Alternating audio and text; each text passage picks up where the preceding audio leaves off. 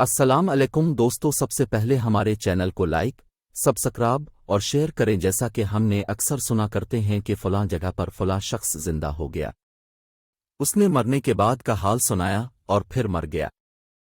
इसी किस्म का अजाब कब्र से मुतालिक एक वाक़या गिलगित में पेश आया, जिसके बारे में बताते हैं कि एक शख्स कब्रिस्तान के पास से गुजर रहा था कि उसने किसी कब्र से ये आवाज़ सुनी कि मुझे निकालो, मैं जिंदा हूं। जब एक दो मर्तबा इसने आवाज़ सुनी तो उसने ये समझा कि ये मेरा वहम है, लेकिन जब मुसलसल उसने ये आवाज़ सुनी तो इसको यकीन होने लगा।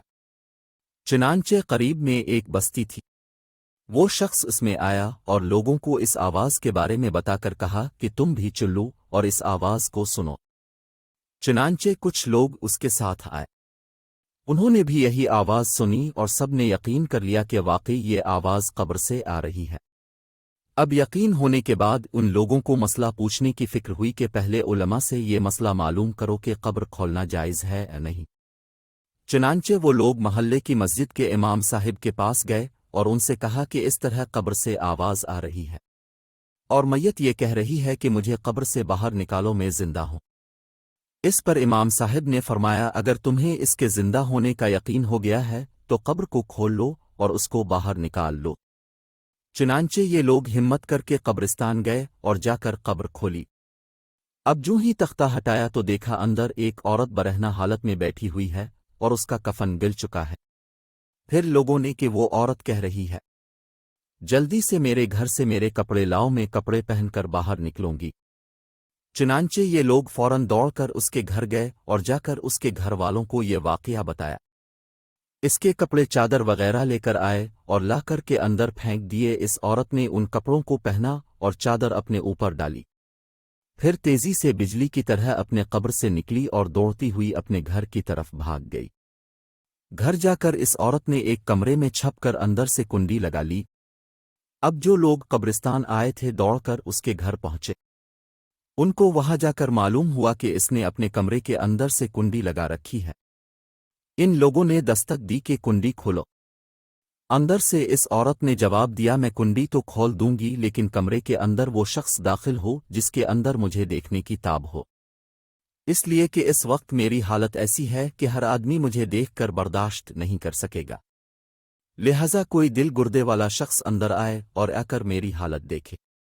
अब सब लोग अंदर जाने से डर रहे थे मगर दो चार आदमी जो मजबूत दिल वाले थे, उन्होंने कहा कि तुम कुंडी खोलो, हम अंदर आएंगे।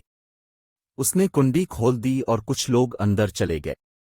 लोगों ने अंदर जाकर देखा वो औरत अपने आप को चादर में छुपाए बैठी हुई थी। जब ये लोग अंदर पहुंचे तो इस औरत ने सबसे पहले अपना सर खोला। इन लोगों ने देखा कि इसके सर पर एक भी बाल नहीं, वो बिल्कुल खाली खोपड़ी है। ना इस पर बाल है ना खाल है, सिर्फ खाली हड्डी हड्डी है। लोगों ने इससे पूछा, तेरे बाल कहाँ गए?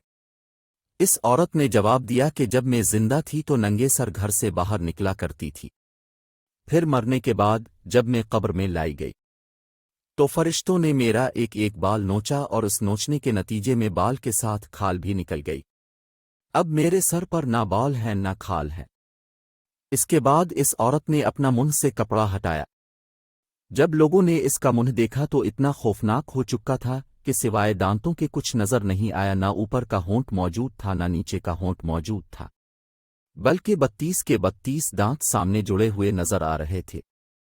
सोचिए, अगर किसी इंसान के सिर्फ दांत ही दांत नजर आए तो कितना डर और खौफ मालूम होता है।